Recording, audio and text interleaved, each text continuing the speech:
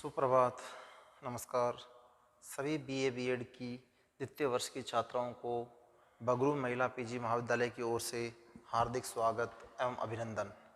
आज हम BA BEd की द्वितीय वर्ष की कक्षा के विषय अधिगम एवं शिक्षण जो अनिवार्य विषय है उसका द्वितीय अध्याय जिसका नाम है शिक्षण अवस्थाएं स्तर प्रशिक्षण एवं अनुदेशन का अध्ययन करेंगे, जिसमें हम शिक्षण को जानेंगे कि शिक्षण कौन कौन सी अवस्थाओं से गुजरता है, उसके क्या लेवल होते हैं अर्थात स्तर होते हैं, और उसी के साथ उसमें प्रशिक्षण क्या मायने रखता है और अनुदेशन का क्या महत्व होता है। तो ये हमारा द्वितीय अध्याय है। सबसे पहले हम बात करते हैं शिक्षण अवस्थाओं की। तो सबसे पहले प्रस्तावना के रूप में शिक्षण अवस्थाएं। शिक्षण अवस्थाएं देखिए, विद्वानों की अनुसार अलग अलग विचारधाराएं बताई गई है अवस्थाओं के बारे में, लेकिन हम मेजर जो इसको मानेंगे वो है जैक्सन ने शिक्षण की अवस्थाएं जैक्सन के अनुसार शिक्षण की जो अवस्थाएं बताई गई है, जैक्सन के अनुसार शिक्षण की 3 अवस्थाएं हैं। कितनी अवस्थाएं हैं? शिक्षण की 3 अवस्थाएं, स्टेप्स जिनको बोल सकते हैं, 3 अवस्थाएं। अब वो 3 अवस्थाएं कौन कौन सी, हालांकि ये परिभाषा कब दी थी, ये जैक्सन ने अपने वर्ड में, अपने पुस्तक में 1966 में 1966 में ये परिभाषा दी थी कि शिक्षण की अवस्थाएं कितनी होती है? 3। तो कौन कौन सी है शिक्षण की अवस्थाएं, उन तीनों को हम एक बार लिखेंगे, फिर बारी बारी से तीनों को एक्सप्लेन करेंगे। तो शिक्षण की 3 अवस्थाएं, जिनमें पहली है पूर्व क्रिया अवस्था। पूर्व क्रिया अवस्था ये शिक्षण की पहली अवस्था है, जिसको पूर्व क्रिया अवस्था कहते हैं। दूसरी अवस्था जो है शिक्षण की, वो है अंतःक्रिया अवस्था। अंतःक्रिया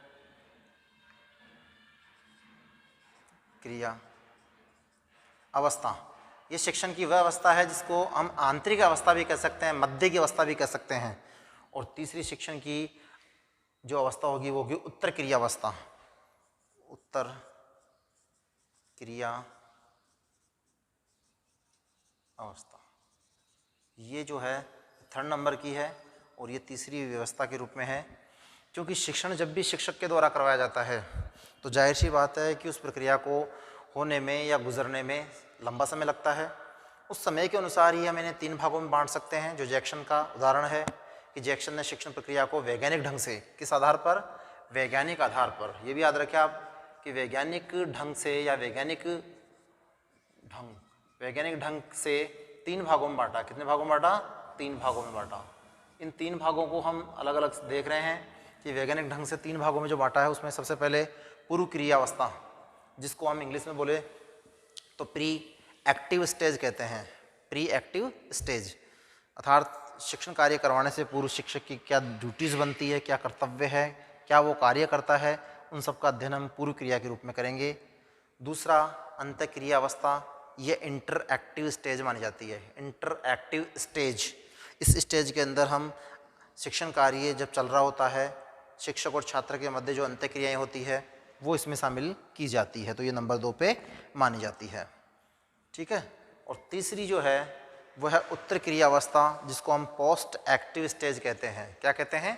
पोस्ट एक्टिव स्टेज। ये वो स्टेज है जहाँ पर शिक्षण कार्य होने के बाद उसकी समीक्षा या उसका मूल्यांकन करने के लिए इस अवस्था से होकर हमें गुजरना पड़ता है। तो इस प्रकार से शिक्षण को करवाने के लिए शिक्षक के द्वारा, किसके द्वारा? शिक्षक के द्वारा इन्हीं तीनों चरणों से होकर गुजरना पड़ता है। क्योंकि शिक्षक के द्वारा ये तीनों चरण जो है काम में ले जाते हैं। इन तीनों चरणों को काम में लेते हुए शिक्षण को क्या कराया जाता है? पूरा करवाया जाता है। अर्थात शिक्षण कार्य को पूरा करवाने के लिए इन तीनों अवस्थाओं से होकर उसे गुजरना होता है। तो हम बारी बारी से एक एक अवस्था को पढ़ेंगे, उसके बाद इन अवस्था की क्रियाओं को पढ़ेंगे कि शिक्षण की अवस्थाओं में क्या क्या क्रियाएँ होती है। तो सबसे पहले पूर्व क्रिया अवस्था देखते हैं। तो ध्यान से देखें और सुने इसको। इस अवस्था में शिक्षक छात्रों को ज्ञान प्रदान करने के लिए शिक्षण की एक योजना बनाता है और पढ़ाने की तैयारी करता है। और इस अवस्था में वे सभी क्रियाएं आती है जो शिक्षक कक्ष में जाने से पूर्व करता है। याद रहे, इसमें वे सभी क्रियाएं आएगी जो एक अध्यापक को कक्ष में जाने से पहले अपनी तैयार कर लेनी होती है, इसलिए इसको पूर्व क्रियावस्था के नाम से जाना जाता है।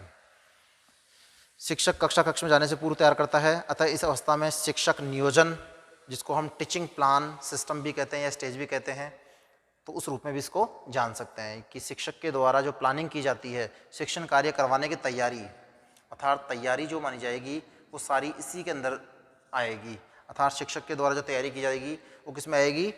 पूर्व क्रिया अवस्था में मानी जाएगी।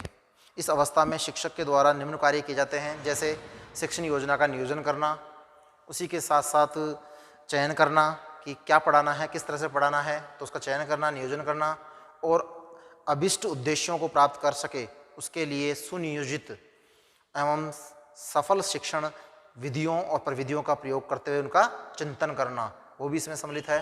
साथ ही वह संबंधित साहित्य का अवलोकन या अध्ययन भी करता है और साथ ही विचार विमर्श के माध्यम से इस शिक्षण कार्य को प्रभावी बनाने के लिए पहले से ही व्यू रचना बनाता है।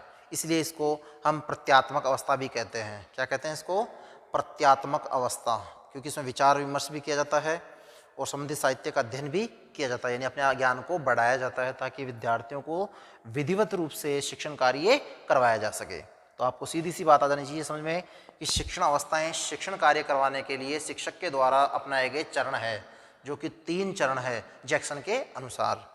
तो पहला पूर्व क्रियावस्था समझ में आ गई आपको, इसमें कुछ नहीं करना, शिक्षक को सब कुछ करना होता है, शिक्षार्थियों के पास जाने से पूर्व की तैयारी इसमें आती है, इसलिए इसको टीचिंग प्लानिंग भी कहते हैं, टीचिंग प्लानिंग स्टेज।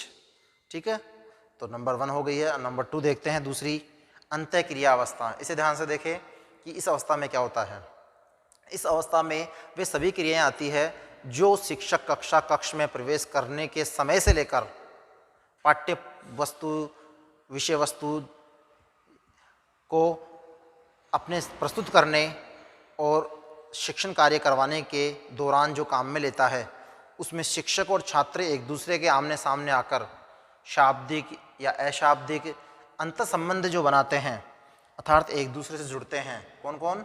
शिक्षक और छात्र एक साथ जो कक्ष में जुड़ते हैं, उन दोनों के मध्य जो इंटरेक्शन होता है वो इसमें सम्मिलित किया गया है, उसको अंतःक्रिया कहते हैं। क्या कहते हैं इसको? अंतःक्रिया। अर्थात इस अवस्था में शिक्षक शाब्दिक और अशाब्दिक प्रेरणा प्रदान करता है विद्यार्थियों को, पाठ के विभिन्न तत्वों व चरणों का वर्णन करता है, छात्रों से प्रश्न पूछता है, साथ ही उनके उत्तर भी सुनता है और उन्हें उस लक्ष्य तक पहुंचाने का प्रयास करता है जहां तक उनके व्यवहार में परिवर्तन न हो जाए। अर्थात व्यवहार में परिवर्तन करवाने के लिए ही शिक्षक के द्वारा शिक्षण कार्य में योजनाएं बनाई जाती है और उन योजनाओं का क्रियान्वयन कक्ष में वह भलीभांति करता है। अर्थात पूर्व में की गई योजनाओं को अंतःक्रिया के रूप में बच्चों के या विद्यार्थियों के सामने परिलक्षित करना ही वास्तविक रूप से अंतःक्रिया का उद्देश्य माना गया है। इसीलिए इस अवस्था में वास्तविक रूप से जो ज्ञान दिया जाता है वो शिक्षण उपागम के रूप में, व्यू रचना के रूप में, शिक्षण युक्तियों के रूप में और साथ ही साथ अन्य प्रकार के विधियों और प्रविधियों को काम में लेकर एक शिक्षक शिक्षार्थियों को शिक्षा प्रदान करता है। तो यहाँ पर शिक्षक की भूमिका शिक्षार्थियों को शिक्षण कार्य करवाने से और उन्हें जोड़े रखने से संबंधित होती है, इसलिए इसको हम अंतःक्रिया अवस्था कहते हैं। और इसको अंग्रेजी में हम कहेंगे जो अपने आप में इंटर, क्योंकि आपको बताया कि इंटर कब होगी? जब एक्टिव रहेंगे। कौन रहेंगे इसमें एक्टिव? दोनों। कौन कौन? शिक्षक भी एक्टिव रहेगा और छात्र भी इसमें एक्टिव रहेगा, अर्थात विद्यार्थी भी इसमें एक्टिव रहेंगे, इसलिए इसको इंटर एक्टिव स्टेज कहा गया है। स्टेज यानी अवस्था, ठीक है, चरण कह सकते हैं। तो ये थी दूसरी अवस्था जो महत्वपूर्ण शिक्षण कार्य की, जो कक्ष में घटित होती है। तीसरी और अंतिम अवस्था जो है जिसको पोस्ट एक्टिव स्टेज कहते हैं, जिसको उत्तर क्रिया अवस्था भी कहते हैं। इस उत्तर अवस्था क्रिया में क्या है? इस अवस्था में शिक्षण कार्य को समाप्त हो जाने के बाद शिक्षक के द्वारा विद्यार्थियों के मूल्यांकन या सीखे गए ज्ञान को जानने के लिए उद्देश्यों के आधार पर कुछ ऐसी क्रियाएं करता है जिन्हें हम क्या कह सकते हैं? मूल्यांकन हेतु शिक्षण के विभिन्न प्रकार कह सकते हैं, क्योंकि वो मूल्यांकन करने के लिए वो शिक्षण को आधार मानकर उसमें जो कार्य करवाया उसका क्या करता है, प्रश्न पत्र के माध्यम से या किसी भी तरीके से उनका मूल्यांकन करता है। तो इसमें मूल्यांकन का जो तरीका रहेगा वो कक्षा में जो पढ़ाया गया है उसके प्रभाव को जानने के लिए वह जो विधि अपनाएगा वो उत्तर क्रिया अवस्था में मानी जाएगी। अर्थात ये तीसरी स्टेज और अंतिम स्टेज है जिसमें शिक्षक के द्वारा पढ़ाया गया ज्ञान विद्यार्थियों तक कितना पहुंचा उसका मूल्यांकन करने के लिए। अर्थात ये मूल्यांकन या मापन और मूल्यांकन की विधि इसमें विशेष महत्वपूर्ण है, क्योंकि यहाँ पर मूल्यांकन और मापन किसका किया जाएगा, विद्यार्थियों का। किस रूप में, उसके व्यवहार के परिवर्तन के रूप में। अर्थात उपयुक्त तीनों अवस्थाओं को प्रतिमान के रूप में प्रदर्शित करें तो पहली अवस्था पूर्व अवस्था, दूसरी अंतर्क्रिया अवस्था और तीसरी उत्तरक्रिया अवस्था के रूप में मानी जाएगी। और पहली अवस्था में हम उद्देश्य निर्धारण करेंगे, पाठ्य सामग्री लेंगे, निर्धारित शैली को काम में लेंगे, शिक्षण कौशल काम में लेंगे। फिर अंतःक्रिया में हम भाषात्मक निष्पक्षता लाएंगे, उसी निष्पत्ति के साथ विचारों की अभिव्यक्ति करेंगे और उसी के साथ साथ बच्चों के प्रभाव को और उनके विचारों को जानने का प्रयास करते हुए शिक्षण कार्य को पूर्ण करवाते हैं। और तीसरे चरण के रूप में हम उन्हें फीडबैक के रूप में पृष्ठपुष्ट पोषण देते हैं, व्यवहार की सीमा का आकलन करते हैं और मूल्यांकन के माध्यम से उनके कौशल और व्यवहार को जानते हैं। तो ये तीनों चरणों में तीनों प्रकार के कार्य प्रतिमान के रूप में बताए गए हैं। तो ये आपका हो गया शिक्षण प्रतिमान। अब है शिक्षण की क्रियाएं। शिक्षण की क्रियाएं क्या है, ठीक है। तो शिक्षण की क्रियाएं देखते हैं। शिक्षण की क्रियाएं,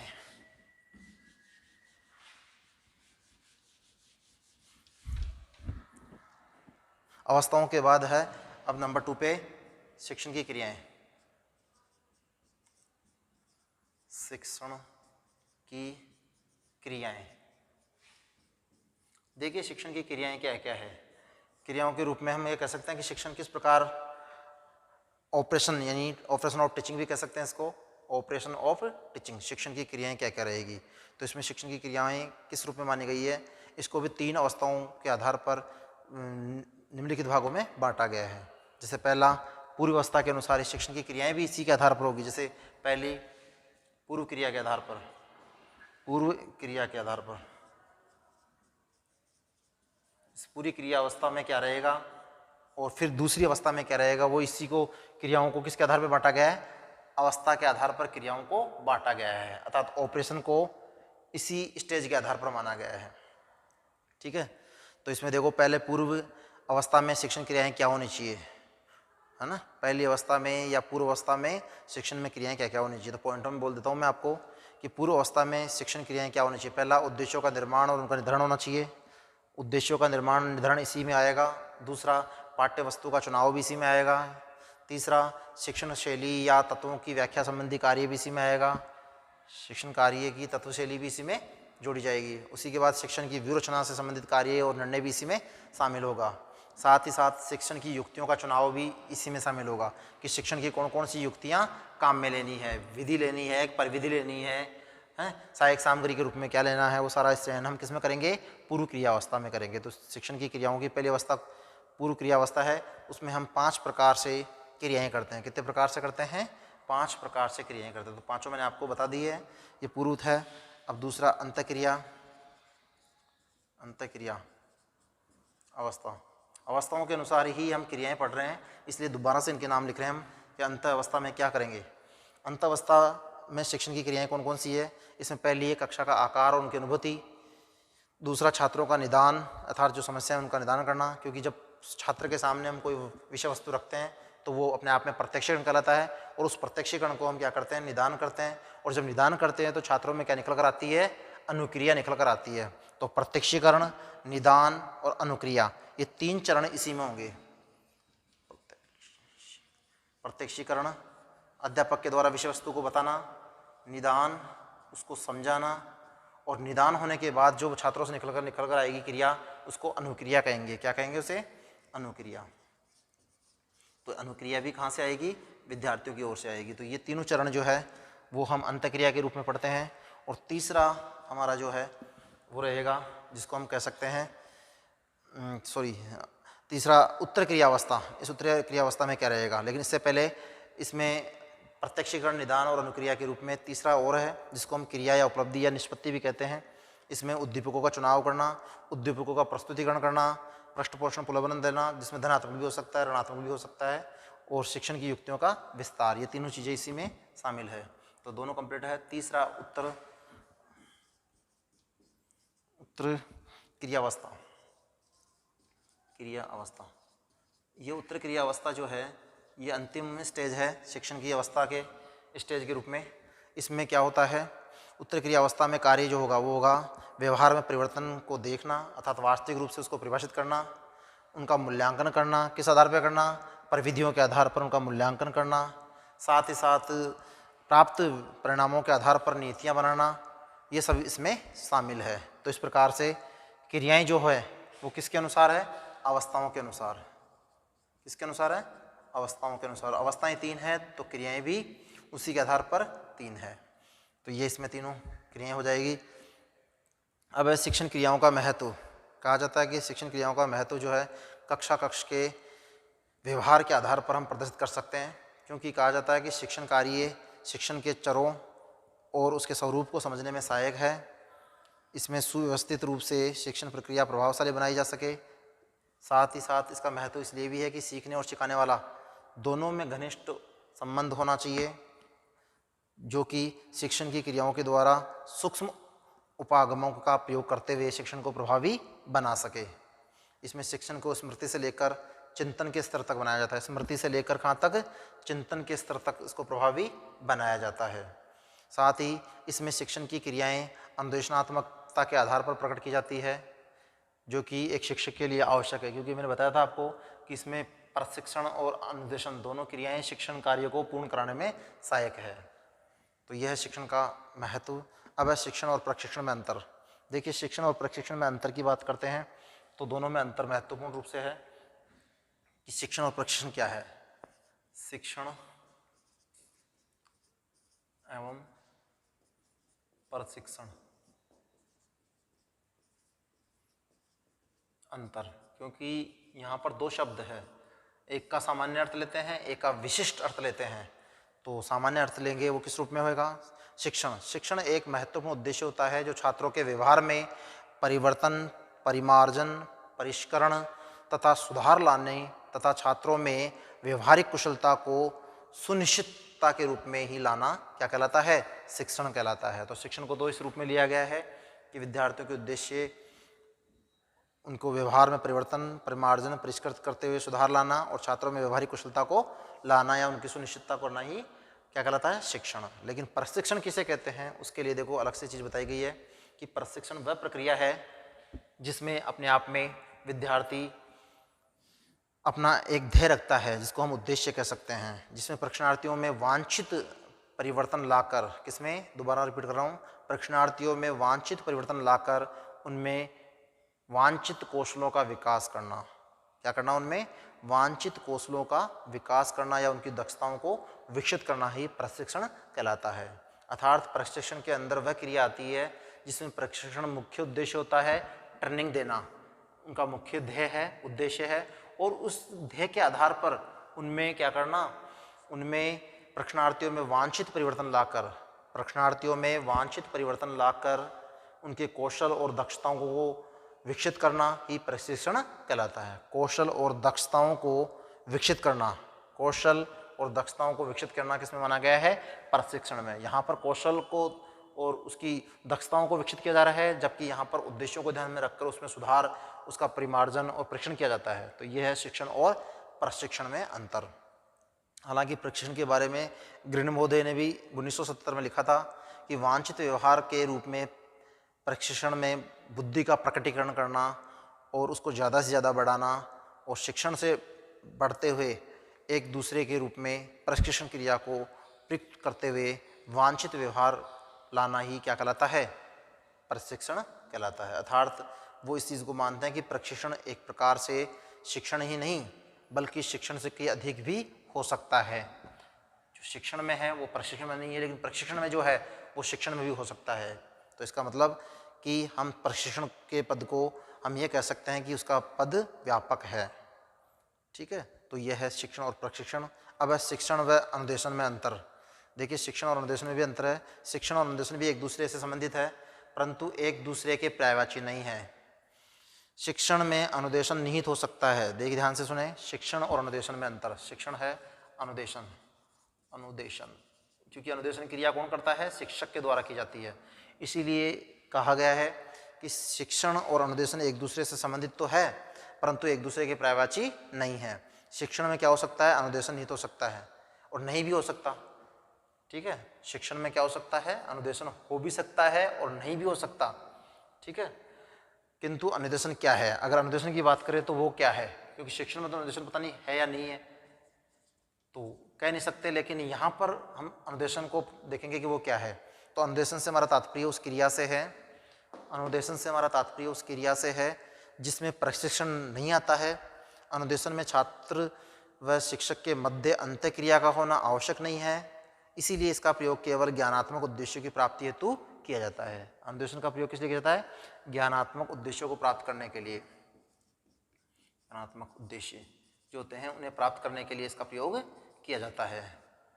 ठीक है, इसलिए इसका प्रयोग ज्ञानात्मक उद्देश्यों को प्राप्ति हेतु किया जाता है। अतः यह शिक्षा के अन्य भावात्मक तथा क्रियात्मक मनोगत्यात्मक पक्षों के विकास पर ध्यान नहीं देता है, जबकि शिक्षण के माध्यम से ज्ञानात्मक, भावात्मक और मनोवैज्ञानिक, जिसको मनोगत्यात्मक पक्ष भी कहते हैं, उन तीनों का प्रभाव होता था। शिक्षण में तीनों प्रभाव देखने को मिलते हैं, जबकि यहाँ पर एक ही पक्ष पर ज़्यादा बल दिया जाता है, वो है ज्ञानात्मक। अर्थात ज्ञान को बढ़ाने के लिए जो शिक्षक के द्वारा तरीका काम में लिया जाता है उसको अनुदेशनात्मक प्रणाली के रूप में माना गया है, जो ज्ञानात्मक उद्देश्यों को तो पूर्ण करती है, लेकिन अन्य उद्देश्यों का परिपूर्ण होना कोई आवश्यक नहीं है। जबकि शिक्षण में तीनों उद्देश्य पूर्ण होते हैं। कौन कौन से? ज्ञानात्मक और भावात्मक और मनोगत्यात्मक, ये तीनों उद्देश्य शिक्षण कार्य में पूर्ण होते हैं। तो यहाँ शिक्षण बड़ा है किससे? अनुदेशनात्मक प्रणाली से। अब शिक्षण में अनुदेशन निहित हो सकता है, परंतु अनुदेशन में सामान्यतः शिक्षण निहित नहीं होता। ये भी माना गया है कि शिक्षण में अनुदेशन आ सकता है, उसमें शामिल हो सकता है, परंतु अनुदेशन में शिक्षण शामिल हो ये कोई ज़रूरी नहीं है, क्योंकि इसमें एक ही पक्ष है और उसमें तीनों पक्षों का अध्ययन करते हैं। अब है शिक्षण के स्तर। शिक्षण और प्रशिक्षण में अंतर हो गया, शिक्षण अनुदेशन में अंतर हो गया। अब उसके बाद है शिक्षण के स्तर या लेवल, जिसको कह सकते हैं। ठीक है, तो शिक्षण के स्तर कौन से हैं? वही 3 भाग है। तीसरा महत्वपूर्ण पॉइंट है शिक्षण के स्तर, ये वाला लेवल, शिक्षण के स्तर। ये विद्वानों के अनुसार है शिक्षण के स्तर भी, जो 3 भागों में बांटे गए हैं। शिक्षण के स्तर कितने भागों में बांटे गए हैं? 3 भागों में बांटे गए हैं। अब वो 3 भाग कौन कौन से हैं हमें देखना जरूरी है कि वो 3 स्तर जो लेवल बांटे गए हैं वो कौन कौन से हैं शिक्षण के स्तर। तो शिक्षण का पहला स्तर है स्मृति स्तर, स्मृति स्तर। ठीक है, पहला स्तर कौन सा है? स्मृति स्तर, जिसको हम मेमोरी लेवल भी कहते हैं। दूसरा बोध स्तर, बोध स्तर। ठीक है जी, इसको बोध स्तर कहते हैं। इंग्लिश में इसको अंडरस्टैंडिंग लेवल कहते हैं। क्या कहते हैं? अंडरस्टैंडिंग लेवल, बोध स्तर। और तीसरा है चिंतन स्तर, रिफ्लेक्टिव लेवल, चिंतन स्तर। ये किसके स्तर है? ये शिक्षण के।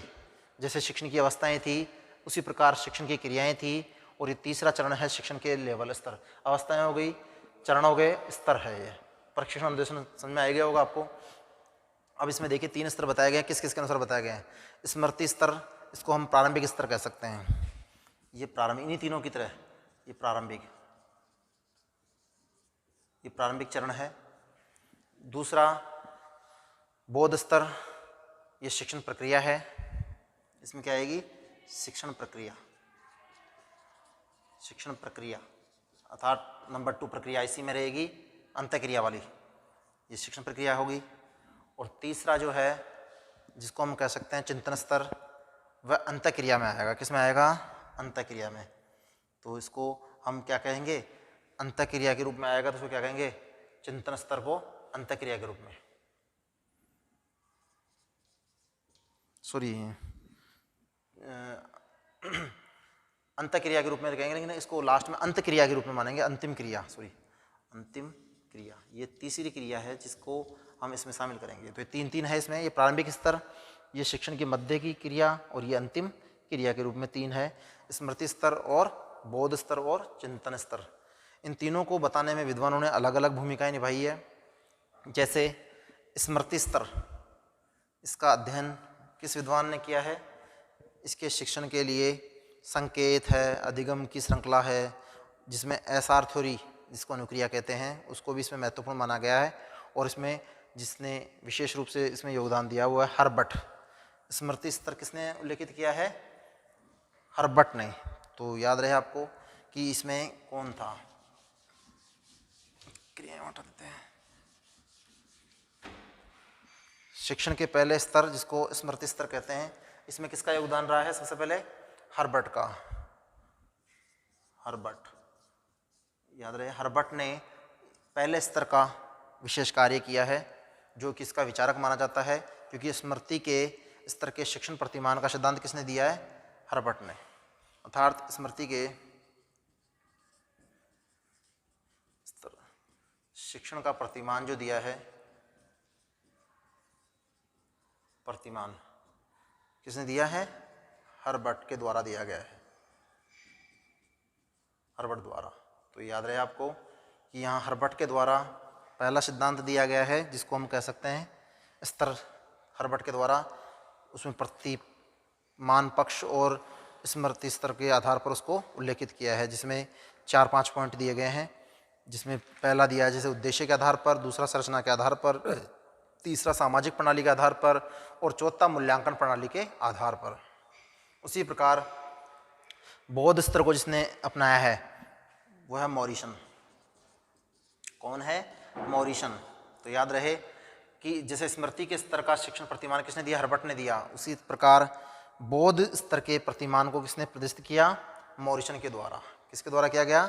मॉरिसन के द्वारा। तो मॉरिसन ने बौद्ध स्तर के शिक्षण को अपनाया है और उसमें व्यापक अर्थ के रूप में उसको परिभाषित किया है, और उसने इसके सारे पक्षों को ध्यान में रखते हुए इसका उल्लेख किया है। तो बौद्ध स्तर को हम वैसे 4 भागों में बांट सकते हैं। इसका प्रतिमान, बौद्ध स्तर का प्रतिमान भी 4 भागों में बटा हुआ है मॉरिसन के अनुसार। पहला उद्देश्य के आधार पर, दूसरा संरचना के आधार पर, तीसरा सामाजिक व्यवस्था के आधार पर और चौथा वही मूल्यांकन के आधार पर। प्रतिमान पक्ष के वही 4-4 पक्ष है। प्रतिमान पक्ष में कितने पॉइंट है? 4-4 पॉइंट है। 4 ही पॉइंट हर्बट ने दिए थे, 4 ही पॉइंट मॉरिसन ने दिए हैं। किसमें? बौद्ध स्तर में। और उसी प्रकार तीसरा जो है वो है महत्वपूर्ण अंतिम अवस्था के रूप में, जिसको चिंतन स्तर कहते हैं। और चिंतन स्तर का प्रतिमान जिसने दिया है उसका नाम है हंट। क्या नाम है?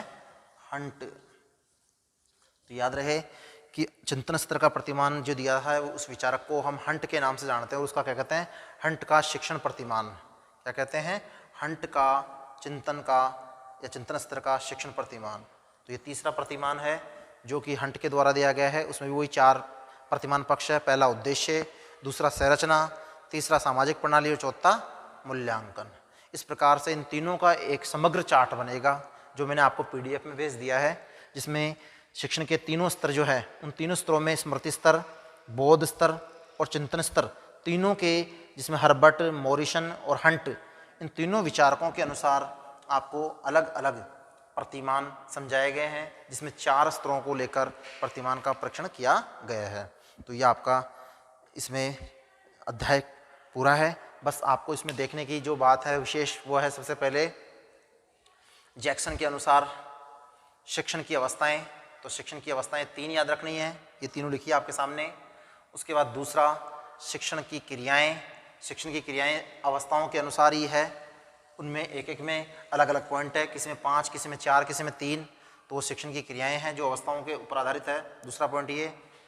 तीसरा शिक्षण के स्तर, शिक्षण के लेवल जो है वो 3 भागों में बांटे गए हैं, जो अलग अलग विद्वानों के अनुसार प्रदर्शित किए गए हैं। जिसमें पहला स्मृति स्तर आता है, जो प्रारंभिक चरण माना जाता है, जिसका प्रतिमान हर्बट ने दिया। दूसरा बौद्ध स्तर, जिसका शिक्षण प्रक्रिया के रूप में शिक्षण प्रतिमान जो है वो किसने दिया? मॉरिसन ने दिया। और तीसरा अंतिम चिंतन स्तर है, जिसको अंतः क्रिया भी कहते हैं, अंतिम क्रिया के रूप में उसका हंट के द्वारा प्रतिमान दिया गया। इन तीनों प्रतिमानों का मिलाकर एक चार्ट बनेगा। उस चार्ट के आधार पर हर्बट, मॉरिसन और हंट को हम समझेंगे उनके 4 पॉइंटों के आधार पर, जिसके 4 पॉइंट जो होंगे वो शिक्षण के, हम कह सकते हैं प्रतिमान। क्या कहलाएंगे? शिक्षण के प्रतिमान। जिसमें पहला होगा उद्देश्य, उद्देश्य के आधार पर, दूसरा संरचना के आधार पर, तीसरा सामाजिक प्रणाली के आधार पर और चौथा मूल्यांकन के आधार पर। तो याद रहे आप, शिक्षण प्रतिमान के 4 चरण है। शिक्षण प्रतिमान जिन्होंने भी दिया है, तीनों विचारकों ने, उनके 4 चरण है। सबसे पहला उद्देश्य, ठीक है, दूसरा फिर उसकी संरचना, तीसरा सामाजिक स्थिति और चौथा और अंतिम और महत्वपूर्ण है मूल्यांकन प्रणाली। तो ये चारों चीज़ें जो है शिक्षण प्रतिमान के रूप में बताए गए हैं। तो आप इनको ढंग से समझ लें। PDF के द्वारा भी आपको इस अध्याय के नोट्स भेजे गए हैं जिनको आप विधिवत रूप से अध्ययन करके समझ लें। धन्यवाद।